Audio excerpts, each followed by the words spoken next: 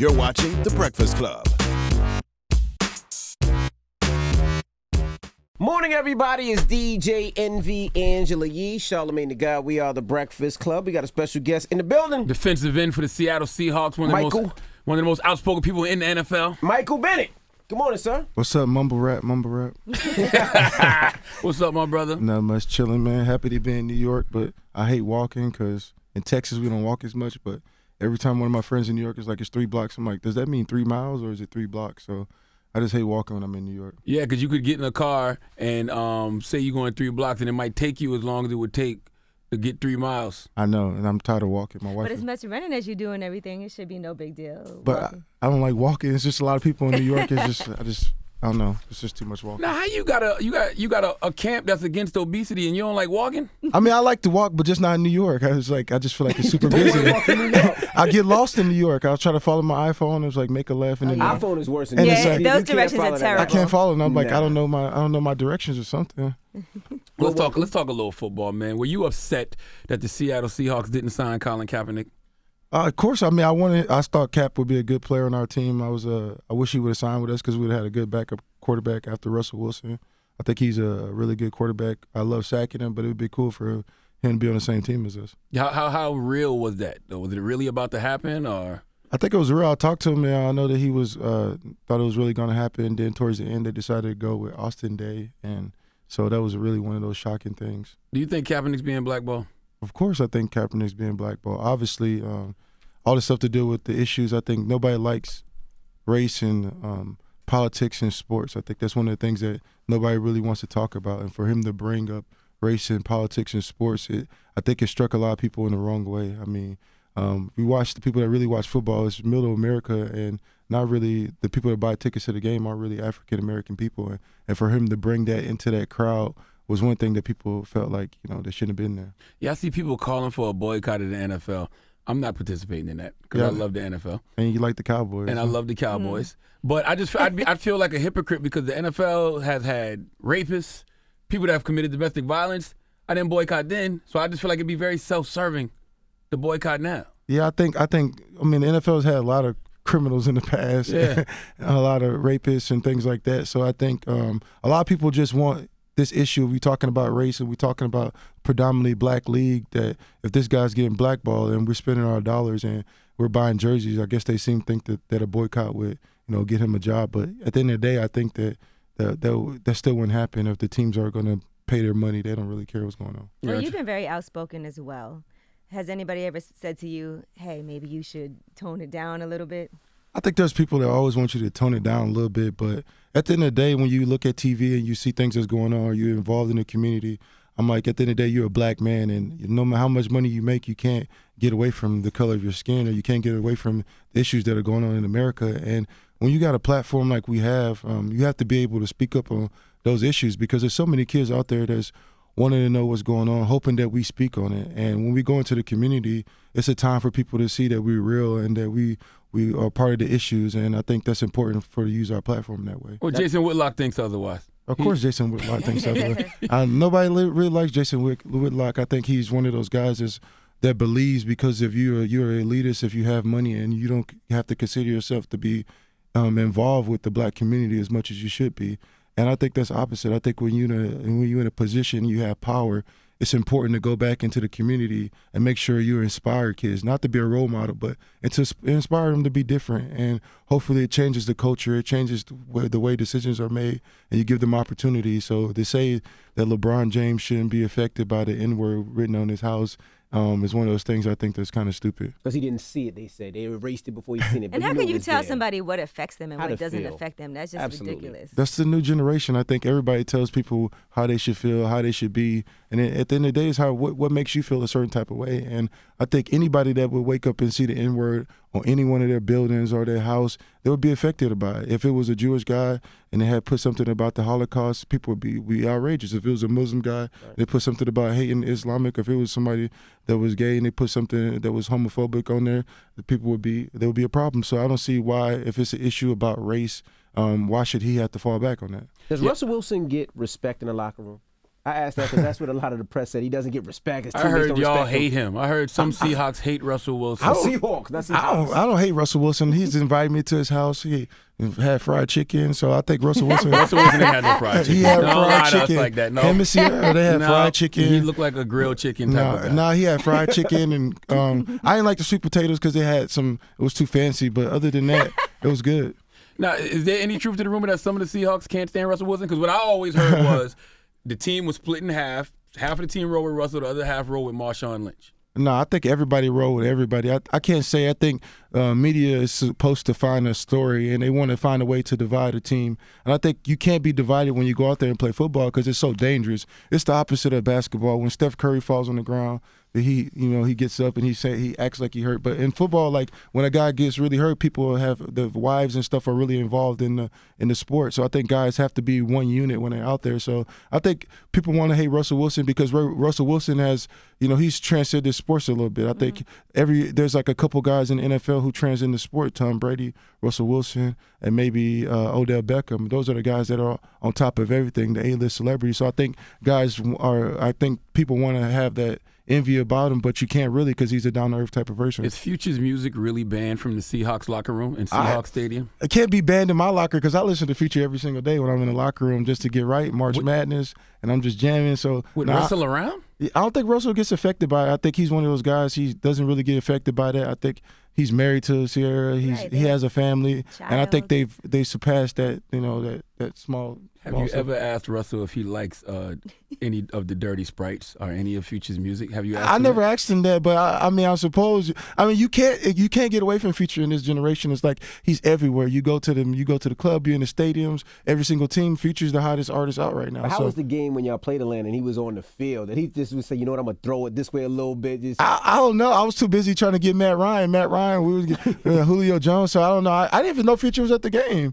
I would have said, it's so different though. He's married to, Sierra. They're chilling. Future's doing whatever it is that he's doing. I don't think they want to be with each other. I don't think it's a threat. So why would anybody care? I don't think it's a threat. I think that's the growth in relationships. Right. I talk to my wife all the time about if I ever got divorced. Not that I want to divorce her, but I was just saying if we ever got in a divorce, that I would want to be one of those relationships where we can talk and where we can be friends. And I think sometimes when you married and you go and you grow apart, like you have to be able to work together. I think all you're doing is showing your family and your kids that you can't work together. Well, she starts dating 21 Savage, and then 21 comes out Savage. with a fire mixtape. I'll be mad. I'll be mad. You could have. If you're gonna leave me, don't leave me for 21 Savage. But wow. But who would it be okay for her to leave you for? I'm not saying it's okay for her to leave me for anybody, but I'm saying at least not 21 Savage. I can't believe you still listen to Future. I like Future. I like his music. I like the vibe of it. I like the cool. I like Rick Ross too. I don't 21 Savage is straight, but I don't really jam 21 Savage. So there's no truth to the rumor that Pete Carroll coddles Russell Wilson? I think every coach coddles the quarterback. The quarterback is somebody that has to be coddled a little bit. They walk around with a lot of pressure on their back. So, of course, the quarterback has a better relationship with the head coach on any team. Every team I've ever been a part of, even when I was a little league and I was the quarterback and I was good. I was Russell. No, I wasn't, but I wanted to be. I was a running back. But I was a running back. The quarterback got all the love. That's just life, Now, you also had called for like a boycott of the Seattle Times. Are you taking that back, reneging on that, or you still think? No, I'm still boycotting them. I felt like they said that was immature, and I felt like that was a code word for something else. I think I've been a sophisticated black man in that city, and I've been in the community. I've done nothing but shown that I'm a leader in the community, and just even internationally. And so I felt like what he was saying was just kind of ignorant. For me to have a disagreement with somebody and for you to find that being immature because you're a part of the media, I thought that was an insult to me and my family. For as much as I do for the city of Seattle is just crazy. Yeah, I got homeboys that are in the NFL, Pro Bowl players. You know what I'm saying? They do a lot for their community. They play for the Cowboys? No, they don't. Okay. They play for a team in Texas though. I don't know, but they get backlash for just standing up for things that are going on, like injustices that happen in the community. I'm like, is that an NFL thing? Like, they just want y'all to be quiet and play football? It seems like in the NFL in particular, they really have an issue with you having things to say about Black Lives Matter, about the Women's March, about all of those things. I think it's like one of those things where you would talk about in your book, and you would talk about sometimes they want you to hide from your intelligence or hide from things that's going on. And when you step up to be conscious about things that are going on in society, people just don't want to hear it. They don't want you to be that type of person. They want you to be, the stereotype. They don't want you to be a conscious young black man speaking up on issues that are surrounding your family or surrounding your community, especially when it comes to women. I think if you think about the way that society treats black women or society talks about women in general, and for a man to speak up about it, people don't want to hear that. They want you to just shut up and play football. And that's one of those things that you just can't fall back and listen to. You just got to do what you think is right and not really give a shit. What makes you not be afraid? Because I look at guys like Cam Newton, and it's like they just tuck their tail when it comes to stuff. And I'm like, Cam, what are they going to do to you? You are a superstar. I think when you think about marketing dollars, people they have so much marketing behind them, and they have so many people behind them that want to help them make money. And at the end of the day, it's like money can't really match your morals, and your morals have to be what you have to stand upon as a man. And when there's issues going on in America, issues going on in the community, I don't want my daughters to look back and be like, Daddy, where were you in that time when, they was talking about do Black Lives Matter? Daddy, where were you when they were talking about women's equality? I want my daughters to be like, Daddy, dang, thank you for being a man that stood up at the time when it was time to stand up. And you can't really care about, the Nikes, the brands that are behind you, because those brands, they're gonna outlive you. That's just how it is. But your legacy and your community is what's going to live on. And that's important for you to always think about. Now, you mentioned your kids, and I know a lot of people have sons out there, and they always say football is difficult. Would you advise your kid, if you had a son, to play football, or would you advise little boys to play football? I think I wouldn't advise them. If you have another way, I think in the black and in the minority community, we have to cultivate our kids not to just depend on sports. I think a lot of times in the minority community, our kids' identities get caught up in sports, and they never get a chance to grow. Sports and entertainment. Yeah, so they never get a chance to understand anything. They don't travel. They don't get a chance to go to museums. And they just don't get to find out who they are. So I would, if your kid can play sports, but I would love them to find a way to find out who they are, find out their passions. But for me personally, I think in my economic situation, now it's like it's not pertinent that my kids play sports, because it's like, where I was is one of those things that helped me transcend, helped me become an outlier because of my community. But now it's like my kids are in school. The science is the most important thing. I was talking about with concussions and injury. Yeah, of course, concussions is a real thing, and it's like one of those things too where the word concussion doesn't really bring up what a concussion is. When people say concussion, they kind of brush it off for years and years. But when you say a bruise on the brain, people are like, a bruise on my brain? Yeah, a bruise on your brain. So it's like one of those things where it just brings up what it really means. Now have you talked to Stephen A. Smith since you're back and forth with him? No, I haven't talked to Stephen A. Smith. We talked. He gave me. I got his number from one of my friends, but I didn't feel like it was important for me to talk to him after the time. I felt like what he was saying was bothering me. For him to tell me that I shouldn't support Kaepernick, I thought was just stupid to me. I think at the end of the day, it's about how do you have solidarity in sports? How do you support other black people that's standing up for other oppressed people? Do you want to be somebody that says, I don't support him, or do you want to be the person to be like, I'm supporting him because I know that what he's doing is right? He's having a lot of backlash. He's having nobody supporting him. People are, I was just speaking yesterday in Chicago at the Sports and Resistance Conference at the People's Summit, and this lady who's from his town, and she was saying that with a lot of organizations that he supports with his foundation, people have started to pull their money away.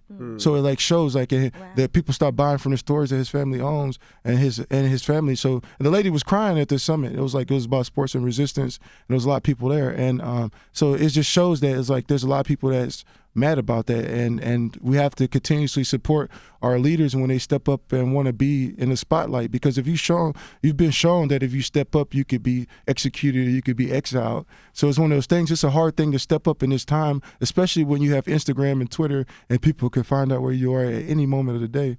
Yeah, it makes the Colin Kaepernick situation is so confusing to me, because I just don't understand why is this man being punished for doing what's right? It's just one of those things where race is really a conversation that's not allowed in sports. I'm writing a book right now. It's called "The Things That Make White People Uncomfortable." And oh shuck, there you go. And that's a future New York Times bestseller already. I love it. I ain't even read it yet, and I love it. And one of the chapters is called "The Integration of Sports," and it's talking about sports has always been a place where people have seen it and thought that it's been integrated. But if you look back in time, the players might play on the field, but they go into the different hotels, they ride different bus. I mean, Jackie Robinson still getting called the N-word. Jesse Owens, he's the champion of the world, got all these Olympic medals. medals had to go through the back. So it's like sports has never really been really integrated, and it's like one of those things where people don't like talking about race in sports. What else is in this book? What made you want to write this book at this moment? What are some other things that make white people uncomfortable? The N-word. I talk about the N-word. Not Bill Maher. I obviously, and I talk about that in the book too. I talk about like sometimes, sometimes you have white friends and they're around black people all the time, and they hear us saying the word so much that they become comfortable and think that they can say it, or they think that they're a part of the culture and they feel comfortable with saying anything that's sure a part in of the locker room that's happened. Oh, that's happened a couple of times, but we check them and be like, look, man, that's not acceptable, and guys fall back and they understand that okay, maybe I shouldn't be saying that, or maybe I should get the understanding of the black culture. As crazy as it may sound, a lot of young white people don't know the history of that word. I mean, a lot of young black people don't know the history of the word, and in the book, I talk about that. In the book, I talk about that. I apologize for my use of the word. I apologize for being quote unquote ignorant from the past and not really taking understanding of the word, and talk about how that the word, it affects both sides. It affects the old black old African American people who are like, it brings up that time, and then it affects white people because it reminds them of that time of what was going on. And you have to be, how do we get past this word, and how do we not associate this word with the black male or just the black woman? I'm trying not to use it. I'm trying hard. My wife is keeping me honest on it, so she's definitely. But it's like one of those things that it's been so said so much, it's become an adjective or a noun, and when you're a young man in America. Like when Ice Cube said the other day, that's all word and y'all can't have it back. No, they can have it. They can have it. I don't want to culturally appropriate the word nigga. I'd rather call my people a king or God or brother. Like, I'm good. I'm good too, man. And it's like, how do you go past that word and not have that word focus on it? And to be honest, like, and my wife brought it up to me, she's like, yeah, you don't really say it around the house ever, but sometimes you get around your friends, you feel more comfortable with saying it. And it's like, that's the truth. If I'm around my daughters, I should have the same mindset when I'm around my friends, to that the word means the same thing. And I'm trying to like get past that myself. Now, you speak about your daughters. I got daughters too. How do you feel about the Amber Rose slut walk? And what would you do if your daughters her picture put their bushy vagina on Instagram? I think at this generation, I think a lot of times this is a generation where you,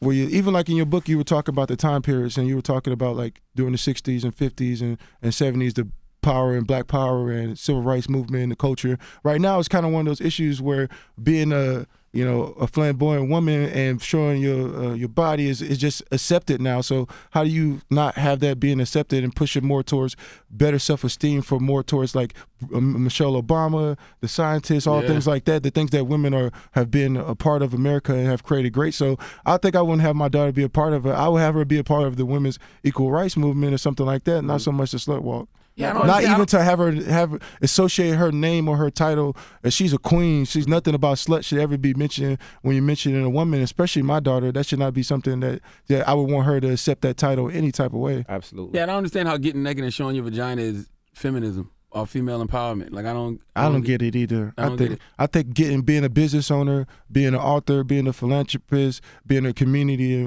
leader, all those type of things are the things that are feminist to me, the things that show the power in women. She has done all of those things too. But I guess for some reason, when she does that, that's what really gets the most attention. Like, I get that she posted the picture to promote that the slut walk is happening. And so now everybody knows, and that's what everybody talks about. And unfortunately, it is what gets people's attention, because I do feel like when people post positive things about what they're doing, nobody really cares. I think too, people were calling her that for a long time. So maybe she's taking that power out of that word and trying to create a new movement or something. But the slut walk wasn't created by Amber Rose. So let's do the nigga walk. I ain't joining that walk. That time I can walk to get you to prison. Now let's talk about forget that walk. There's gonna be all kinds of police out there. We're gonna all be on T-shirts. Putting your money where your mouth is, which is something that you've always done, right? As far as not just talking about it, but actually taking action and donating your own money, and part of your endorsements. You donated all the money from your endorsement. Yeah, I think so. I think in this time, it's one of those things where you have to learn there's a difference between being a philanthropist and being involved in activism. I think being a philanthropist, you get involved in issues that are world issues. So you get involved in bringing issues about water. You bring issues about but when you talk about social activists, you talk about things that nobody want to be involved with. So when you put your money up about things where involving black women and involving STEM. black kids, STEM programs, anything like that, those are social issues that nobody wants to be a part of, and nobody's really bringing those things up. So I think it's hard to stand up on that platform because you don't get the support from the big brands when you talk about social issues. You don't get the support from the big Microsoft when you talk about, hey, I want to do this, and you try to talk to them. They're not trying to hear that. But if I was talking about something else, they'll be like, oh, let's be a part of it. A lot of brands want to be a part of things that aren't really involved in race and bringing up equality to certain things. And we got to stop saying socialist because it's not social issues. It's things when people speak up for black people. Yeah. Poor and disenfranchised black and brown Oppressed people, yeah. Because if you're talking about gays, that's not going to affect your endorsements. You probably get more. You know what I'm saying? You stand up for women, it's not going to affect your endorsements. You probably get more. It's when you stand up for black and brown people. Yeah, I think when you stand up for black and brown people, you'll be ridiculed. Obviously, you see what's happened to Kaepernick. You see what happened to a lot of guys. You know, Craig Hodges. You see a lot of people that stood up and said certain things that they eventually get washed away. Or I mean, because when I want to talk to him so bad. Craig Hodges. That story is crazy. I can give you his number. Please. So those issues are things that people don't want to be a part of, or they don't want to associate their brand with, because it's still some white money is just as good as black money to some companies.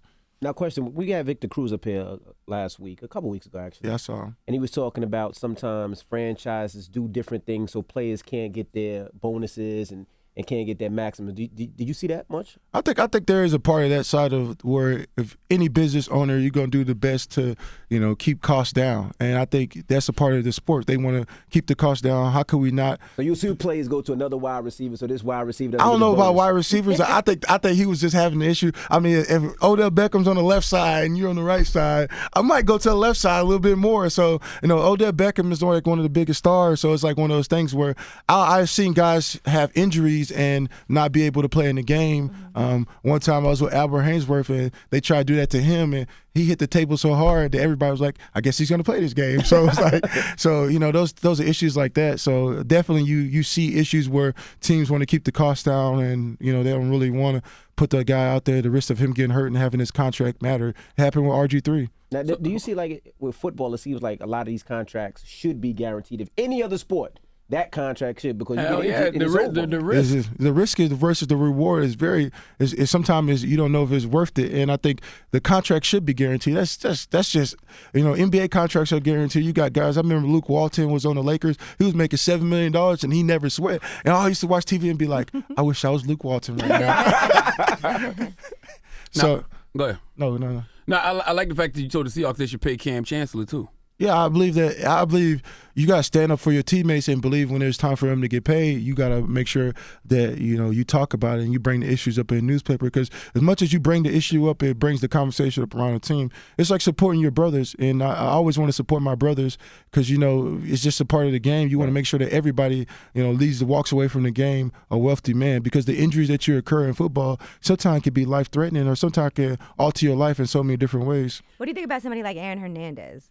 Who obviously they're trying to say for his family they want to get the money that he was supposed to get because he had to give it back. Do you think that the family should get that money? I think the family should get that money. I think his family didn't have anything to do with what he did, but his family, it was still if he earned the money and he did his job, and he should still get his money regardless. But they're going to find a way to get that money back, because it's not even about the money. It's about that he shamed the team and you shamed the brand, and you don't want to shame that brand because that brand means so much. And it was never really about him. It was about the brand, and they wanted to keep that brand not tarnished. The reason why they bought the jerseys back. And there's been people do stuff all the time, but they made sure, like, bring this jersey back. We're going to burn them in front of everybody. So that's one of those things. Somebody had at least the victim's family got to get some of that money. Yeah, the victim family definitely deserves some of the money. I don't think the victim family should not get some of the money. Obviously, they should get some of that money too. I think something should be left for his daughter and his daughter to be able to have a good life or something. Now, what were your parents like? Because were you and Martellus always this outspoken? Oh yeah, my mom. My mom has a master's degree from Grambling State University, and my dad was in the Navy too. So I've always been a conscious man. My mom has always brought up stuff. I used to visit historically black colleges because all my family went to them.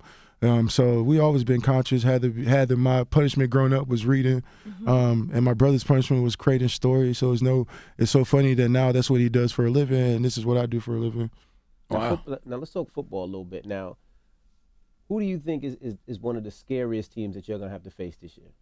Seahawks. I think the Seahawks is the scariest team in Besides NFL. the Seahawks. We have weapons. Besides the Seahawks. I think the Giants is a good team. I think. Say it louder. I think the Giants have a good chance. I think the Giants bringing in Brandon Marshall. He's a friend of mine, and he's just a beast. I was just told him yesterday because we was at my brother's wedding. I was like, man, you're 34, dude, and it's like you just look like you're getting younger and younger. And to add him and Odell Beckham on one team, add a tight end, I think that's a good team. What about the Cowboys? I think the Cowboys got a good chance. I think the Cowboys have a very good offensive line. I think that's the best offensive line in football.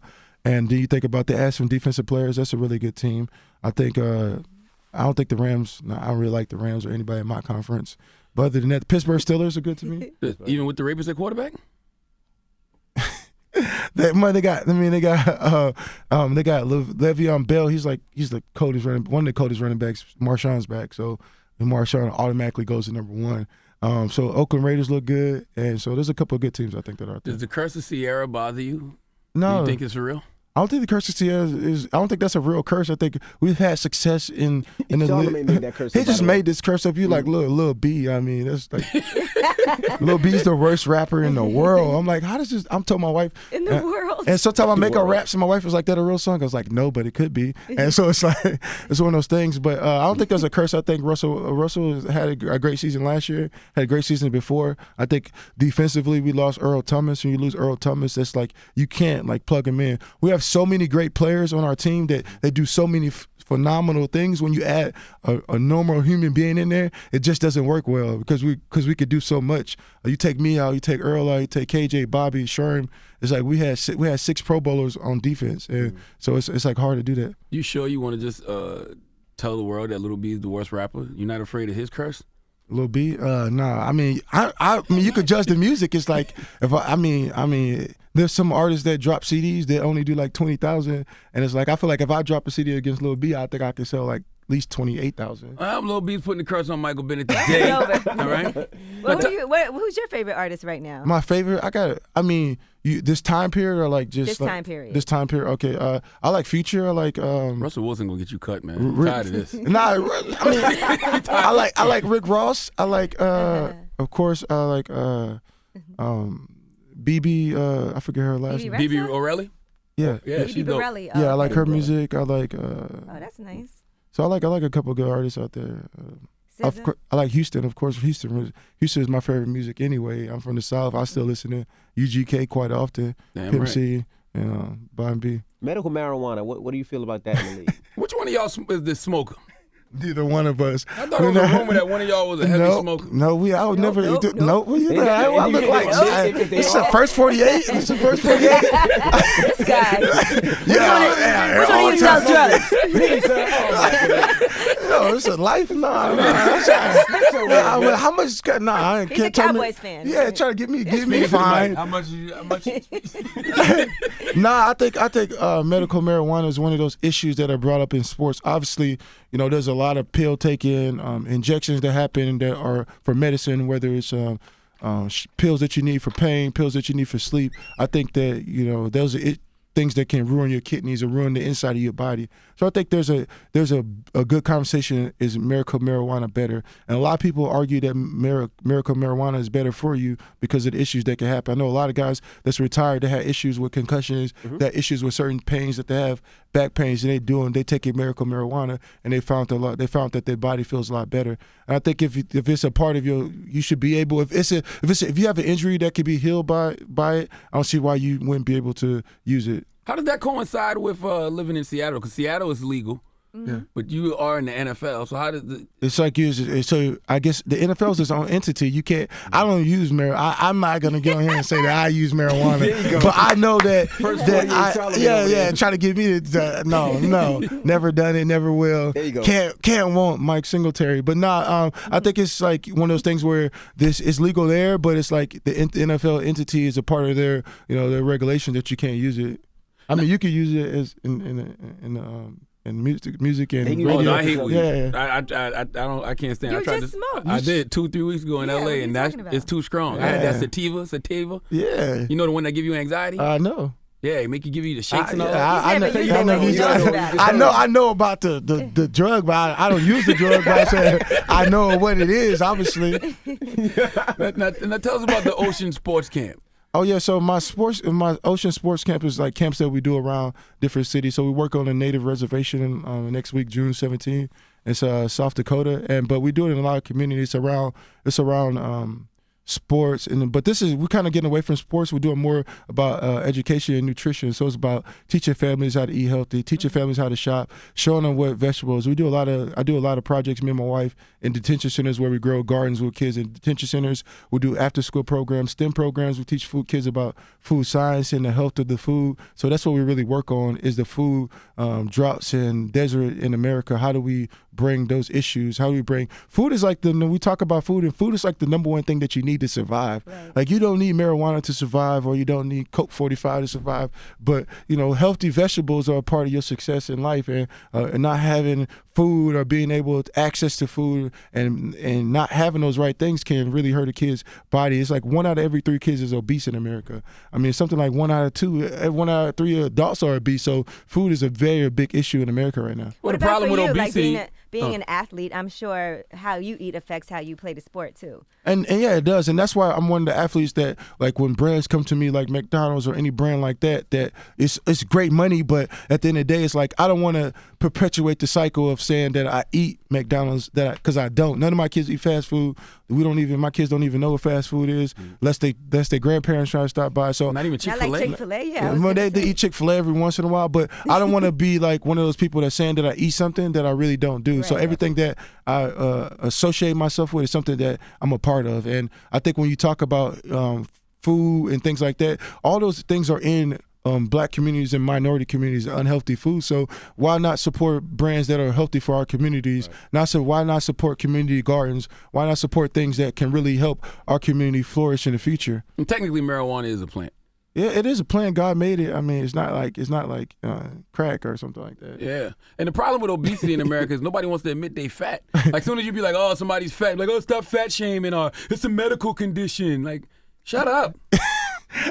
I know you believe in honesty and for people being overweight, it's not always just that you just eat thyroid. And it's not always medical. And it also could Sometimes be. it is. Yeah, Majority could of be. it is not medical. Majority of it is people I just don't being think it is, greedy. Yeah. But how do you approach somebody that's overweight? Do you say you're fat, you're No, obese, or do you try to work with You them? work with them because right. a lot of times you work with people's you work with their psyche, so you have to be able to build their psyche up. You don't want to come off and just attack them, Charlamagne. That's not Right. something you want to do when you does it all cultivate. the Yeah, time. I know you do. I know. Calling Even someone It's fat is mean. not an attack. It's an the truth. attack. There's some people that have It's the struggled with truth, things but- and they turn to food for comfort, and Yeah. they have other issues. They have issues. which is why they're overeating because of the issues Yeah. that they have to be dealt with in order to stop that overeating. Yeah, the issue is they hungry all the No. time. Stop it. Now, how do you deal with fans? 'Cause I'm seeing like the fans seem like they're getting a lot worse. I seen some fan get kicked out the game the other day at the finals. You hear it all the time in baseball. Is it a little different for y'all because I got helmets on? Y'all can't hear. I mean, you hear stuff anyway? fans all the time. You go, especially Philly. Philly's the worst. Philly, they. I was there one time. We started beating them so bad. We was beating the mess out of Philly. Chip Kelly in that weak offense. But Mark Sanchez got up under the center and he started saying hut, and the fans started booing. So there's a whole bunch of fans the fans are very rude sometimes, but there's some good fans. I think fans, a lot of times fans feel like they're a part of the city and they feel like they're a part of what's going on. So it's hard sometimes to deal with some of the fans. But at the end of the day, you can't really care about the fans. Their fans are fans for a reason, and players are players for a reason. Do you have a plan after football? It seems like you already do, though. It seems like you're already preparing for life after football. I think I prepare. I think there's like 3 different sides of me personally as a man and a businessman. I think there's the community leader and the father, and then there's like the business of Michael Bennett. So those are 3 things that I work on. Those things I'm involved with, whether it's TV, community, and my foundation. Of course, the number one job is me being a father. I think a lot of times when you get in a powerful position on a platform or you're doing a big business, sometimes you leave your family behind, and you still have to be a father and you still have to be a husband, and you can't let what's going on be that thing. I think family's always first. So I make sure that when I'm going on a trip, my wife is here right now. And so it's like you have to be able able to involve your family constantly when you're part of it. Where's your wife? She right here. We've been together for 17 years. High school. He thought it The was white, the the Caucasian? He was about to say he was like, which I was one? like, here we go. Another pro-black brother with a white woman. Hey, no. Me and my wife been together like 17 years since There high you school, go. so it's That's crazy. dope. You ever have a lot of She's not temptation? leaving you for 21 Savage. No. basically. You have any temptation on the He road? said, nah. No, I never have any temptations. And when you got a woman that's everything that you could ask for from God, my wife is more than just a wife. She's a philanthropist. She's a community leader. She's a business owner. She's everything. Why do I need to go out there and find something out there? There's nothing. It can't be anything better than that. She's a God-fearing woman. She's a supportive wife. She's so many different things. So why do I need to go out there and jeopardize my family? Not only am I jeopardizing my relationship with a beautiful woman, I'm also jeopardizing the time with my family. That's real. And once I divide my family, my daughters aren't gonna be I'm not gonna be around my kids all the time. Right. And I don't want to be that father. I want to be every single moment that my kids experience. I want to be there. How many That kids, is How many maturity. kids do you have? I got three daughters. Okay. Oh, 10, you used to be a. Well, damn. Somebody say you used to be a hoe. but you been with your wife for all these 10, years. 6, 3. I think. I think the having daughters is something that's really important to me because it's like as a man you grew up and you've shown that you're not supposed to be emotional. So I think now having a daughter first was better for me because I was shown how to be an emotional person, showing how to be able to be compassionate, showing about passion, and those are things I think if I had a son first I wouldn't be able to do because I've been in sports so long and sports has made me become, oh, you can't get hurt, you can't do this, and it's like, nah, I need to be able to touch the other side of me to be a normal human being. Now, Michael, you got 3 daughters now.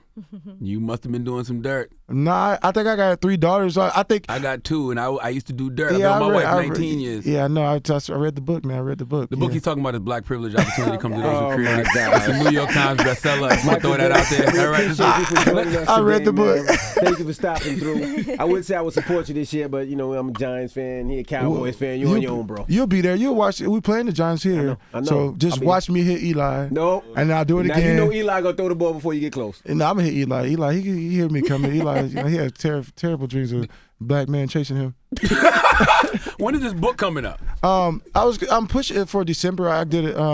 But I'm looking more towards April so I could be able to do tours about it and stuff like that. You got a deal? Yeah, I got a deal. Yeah, I got a book deal. Yeah. That's a great hashtag, by the way. I Hey, can't Market. wait for us Hey, to Market hashtag. Books.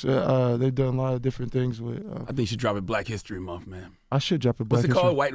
Things that make white people uncomfortable. That is an amazing Good book. job I for can't wait to Kwanzaa. read it, damn it. Yeah, I Drop it know. for Kwanzaa. It's good. Yeah, it's gonna be pretty good. You know you're going to get a lot of backlash for that, though. I mean, the backlash on it was real. That shows that these are real issues. The issues that I'm talking about is not something I'm making up. The chapter about Black Lives Matter is a real chapter. Right. Do Black lives really matter? Society has shown you that Black lives have not mattered. Slavery, civil rights, all these things, the movements right now, Trayvon Martin, Ferguson, how could you deny that they matter? And this is why we created this hashtag. We have to remind you that we matter. We've been under the rug or something. I don't know why we've been blackballed or whatever, but that's one of the chapters I talk about in the book. I love books like that because I feel like white people and just other people in period need to read those kind of stories. Like I read a book called White Trash recently. It was about the 400 years of whatever, but I just finished reading that, and it's like you should read books about other cultures to see what's going on. And it's so funny when I bring up the title of white people, they love it. They're like, oh, I can't wait to buy it. I'm like, okay. Are they like, do you want to know what makes me uncomfortable? No, they do say, they kind of say that. Then I'd be like, nah, I don't want to hear it. Buy the book. You got to come back to promote that, man. I will. Absolutely. Michael Bennett, it's the Breakfast Club. Good morning.